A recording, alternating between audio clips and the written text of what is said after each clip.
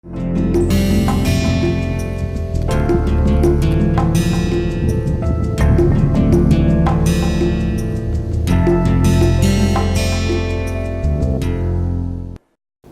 viewers, welcome to MOOC's online course on Introduction to Modern Western Art.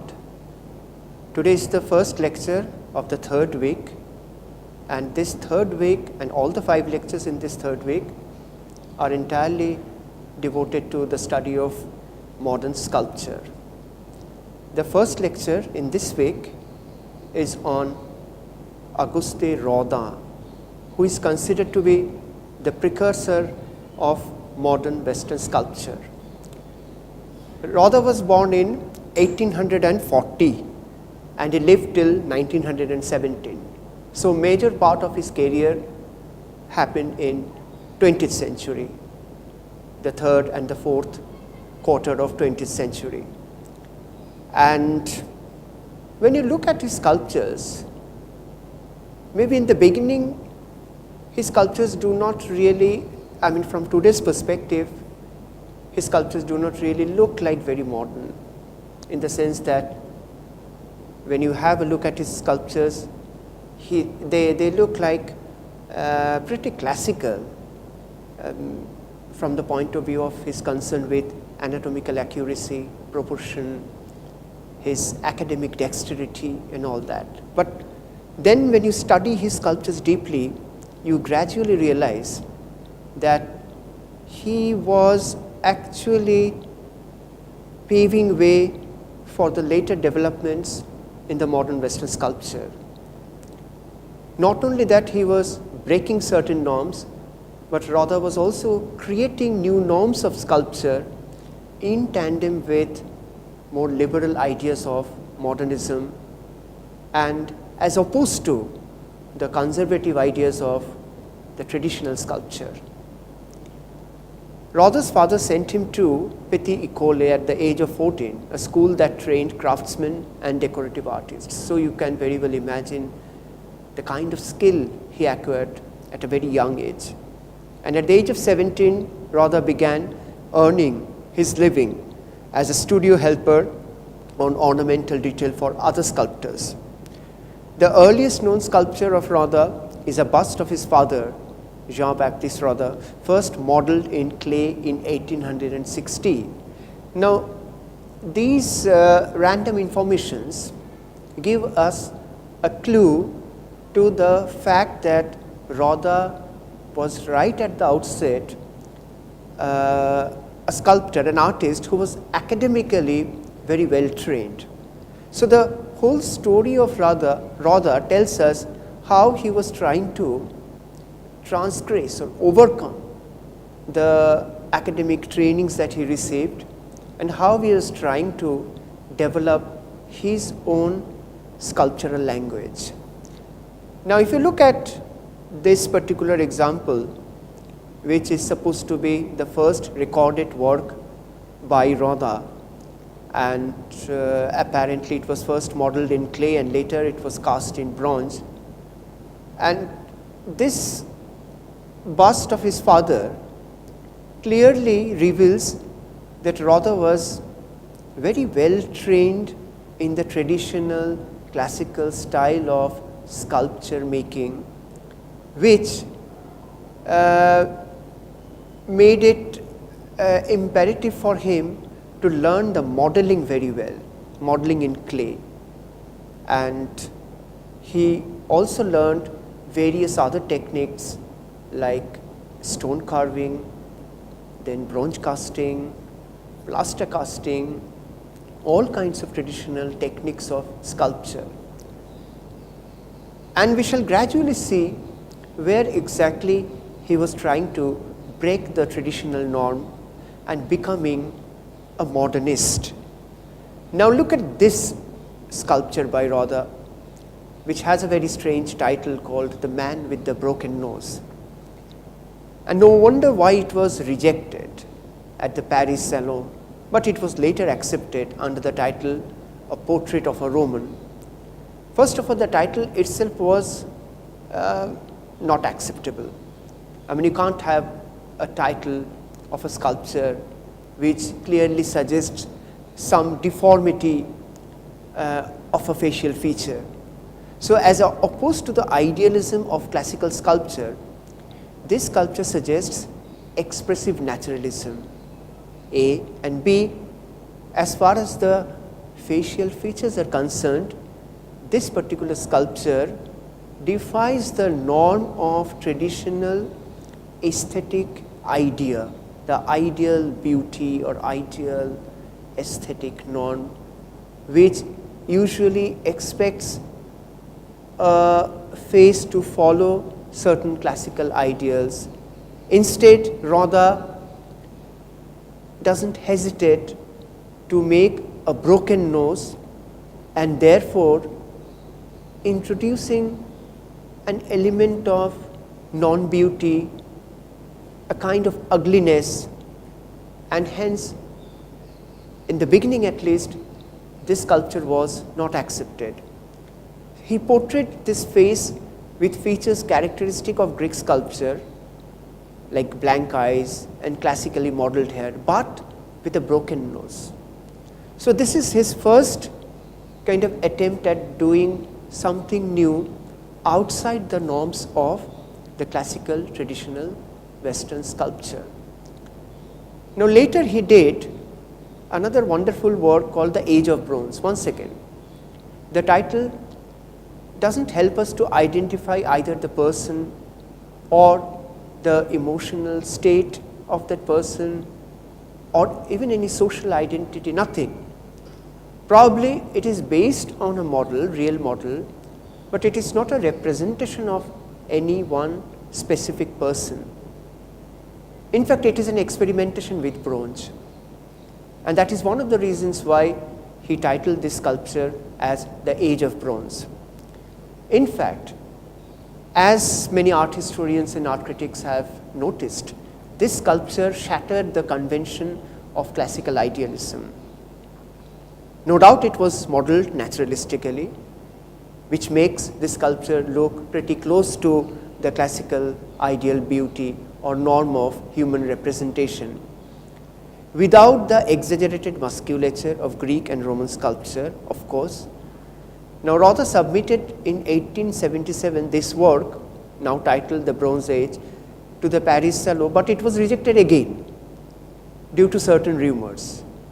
Critics accused Rodin of casting it from life because, you see the contradiction. On the one hand, this sculpture looked pretty non-traditional, non-classical, and in a certain way non-academic. On the other hand, the realism embedded in this work is so stunning, so convincing, that it led or misled the critics to think, or rather to accuse Rodin of casting this entire sculpture from real life. So that was very interesting. But then when Rodin comes up with something like this is an absolute and clear statement of a modern sculpture.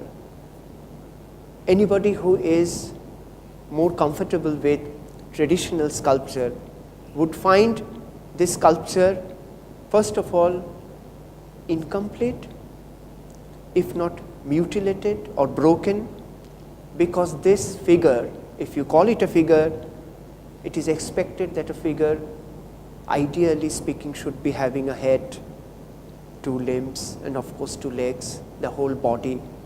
But this sculpture is devoid of head, it is devoid of two hands. This figure consists of only the torso, shoulders, and two legs in the posture of walking. But Rodin conceived this sculpture as not representation but as a visual idea corresponding to the walking man. Because Rodin was not concerned at all with any specific identity of any person, because Rodin was not at all interested in any realistic affirmation of details of the features of the body, because Rodin was only concerned with a particular gesture of walking. So he made this very, very bold kind of attempt by getting rid of the head, the entire head from the torso, from the figure. Now, I don't know whether it is possible for us today to imagine how radical this sculpture was or looked in the context of that time. But historically speaking, before Rodin did this sculpture, nobody in the entire history of Western sculpture had done a single sculpture without limbs or head, unless and until that figure represented a beheaded person or something like that. Now, of course, Rodin is not suggesting through this sculpture an image of a beheaded figure, not at all. He is not making a mutilated or an incomplete body. He is leaving the entire image up to our imagination. And he has done several such sculptures where Rodin refused to conform to the traditional norm of a complete sculpture. He deliberately keeps the sculptures quote unquote incomplete, because now as a modernist sculptor, Rodin is more concerned with the idea rather than a full representation of a form. Apart from this new idea about form, or about a new sense of, or a new definition of what a complete sculpture should look like, he is also introducing a new kind of surface treatment, which looks extremely rough, once again incomplete, and definitely the surface, the way he treats the surface of his sculptures, they don't look so well finished. Now, this very look that his sculptures do not look well finished is one of the chief characteristic features of many Rodin's works. And thirdly, as you can see in this sculpture, that when Rodin deliberately leaves certain portions of the sculptures undone, as if he is yet to tap it out from the stone, that again makes a modern statement. It is again a very bold and a very contemporary way of looking at the whole language of sculpture. Only once or twice we have seen in the past somebody was doing that, and it was Michelangelo. Either before him or after him, nobody has dared to keep the stone, the original stone, intact or leaving undone beside the form that is emerging out from the stone. But Rodin is doing it, which again suggests that somebody like Rodin is equally interested in to show, to maintain, to retain the presence of the original raw material, that is stone, along with the form. In this case, it is the head of a figure. So whether it is the age of bronze that you see on the right side, or his famous piece of sculpture called the Thinker that you see on the left side, Rodin makes this very, very clear right at the outset, after he has done his father's bust or a couple of other sculptures which are direct portraits of living persons. Otherwise, whenever he is doing these sculptures representing human figures, Rodin makes it very, very clear that these figures do not have any specific identity. They do not have any specific names. This anonymity, that these figures are anonymous, these figures could be anybody, allows the sculptor to probe the psychological aspects, to probe the surface treatment, to probe the gesture and posture without getting bothered with the identity or the social background or the specific character of the figure that he is modeling. In fact, this very approach very clearly suggests that Rodin is not representing any person.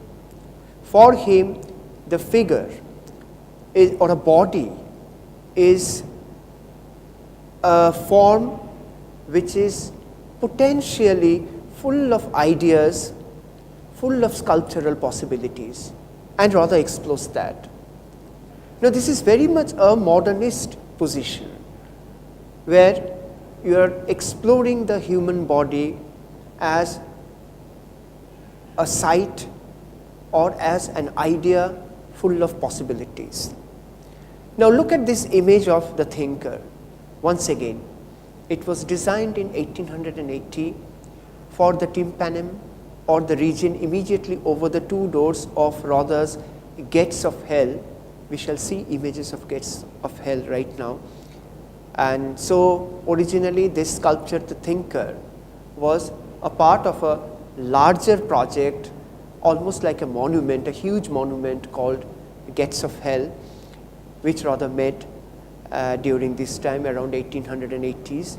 Now, highly inspired by the work of Michelangelo and his own work, Ugolino, Rodin made this sculpture.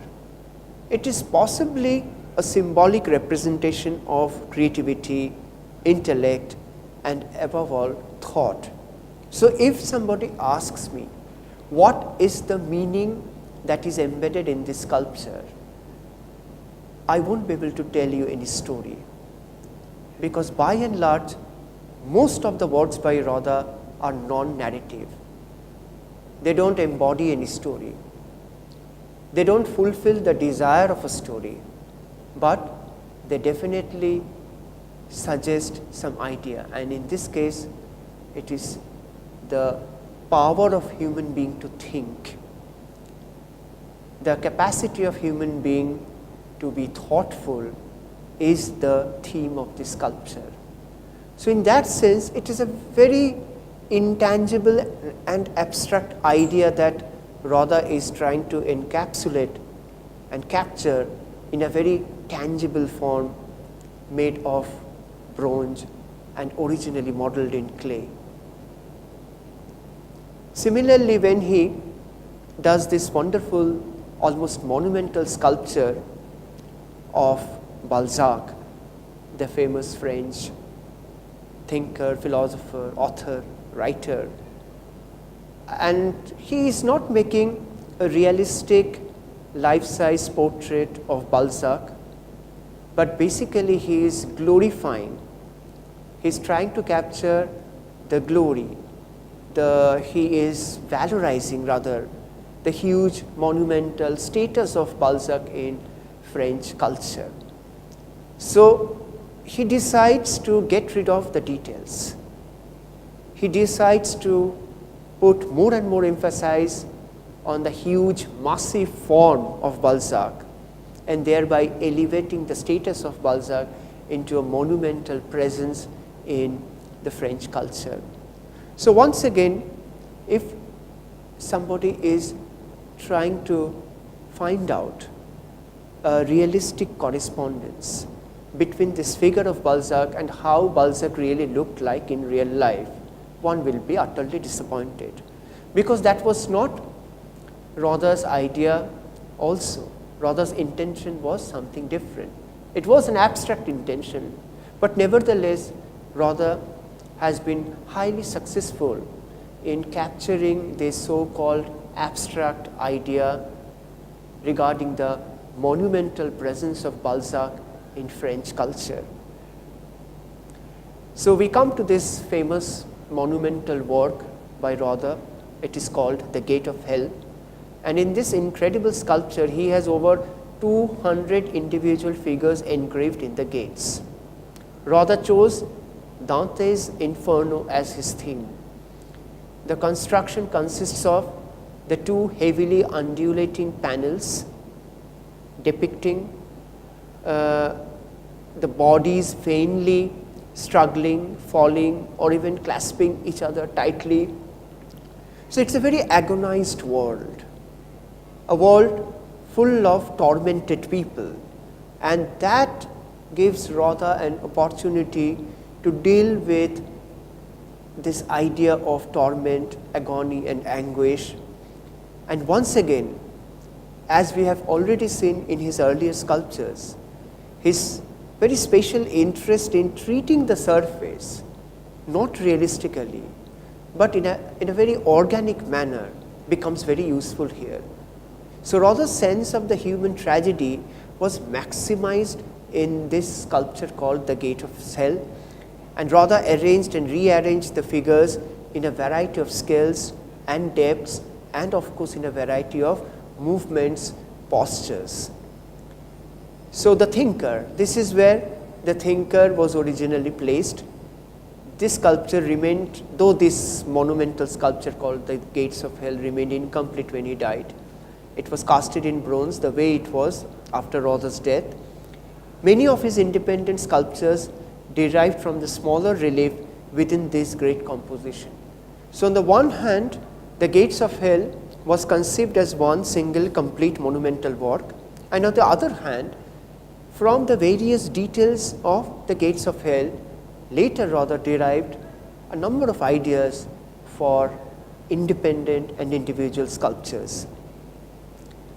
Now when you look at Rodin's drawings and studies and watercolors, once again you can see that you can see two things basically. Number one, you can see that the presence of an academically trained artist who was brilliant in terms of his academic skill, and secondly, simultaneously and at the same time, you can see how he was so powerful, so skillful to overcome the academic restraint and explore the possibilities of experimenting with the human form, human gesture, and the power of the body, including the power of the erotic energy of the body, not only in his sculptures but also in his drawings, in his watercolors, like this one as well.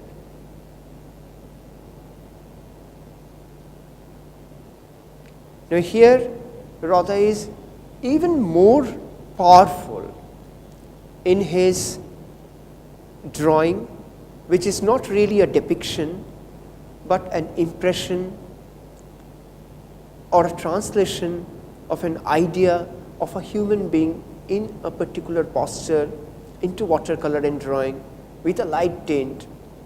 And there are innumerable drawings by Rodin which are testimony to this highly experimental and skillful part of Rodin's talent. Now because Rodin right at the beginning could overcome the bindings or the restrictive norms of the idea about a complete sculpture, so for him it was really then not difficult to come up with sculptures which consisted of nothing but maybe a pair of hands, maybe one single hand, or just the face.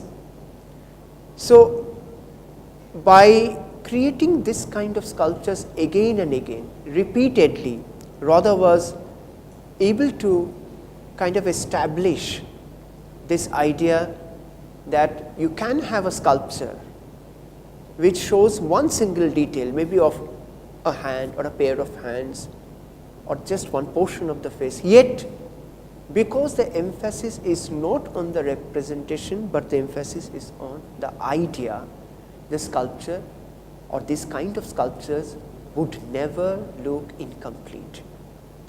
One of the most significant technical contributions of Rodin, as I told you already, was his unique method of treating the surface of the sculpture. Though the forms in his sculptures are often close to the real and conforming to the rules of realism like anatomy, proportion, etc. The surface treatment visible in Rodin's sculptures is far from the optical reality, because he was not concerned with the optical reality. It is driven by an artistic impulse that responds to the dynamic nature of life and refuses to ally with the more stable classical norms. So this lack of stability is in fact one of the main characteristic features of Rodin's works. When you look at this detail from the gates of hell, it is evident that Rodin was interested not in realistic representation, but in exploring the more intangible and conceptual ideas like the dynamic quality of life, like the energy of life, like a life that is in flux. And in this case, in the context of the gates of hell, life was in flux because of a huge grand tragedy. Again and again you can see that when you look at the details of his sculptures. And this pair of hands, very simple sculpture, but extremely intense in terms of not representation, but in terms of the way the sculpture is able to encapsulate a certain idea of intensity. In fact, this is what makes Rodin the precursor of modern sculpture, because modern art in general, right from the point Impressionists started working, or even before that, during the time of realism and romanticism, most of the artists were interested in addressing the idea rather than the form. Form for them, at least for many of them, was a pretext to explore an idea. So this shift from representation to idea, from the form to an intangible feeling, was first seen in the sculpture of Rodin, and that is the reason why Rodin is considered to be the precursor of modern Western sculpture, the first person to have really challenged the traditional norms of sculpture making and exploring the other possibilities, and therefore paving the way for the succeeding generation of the modern sculptors to come gradually, immediately following Rodin. Thank you.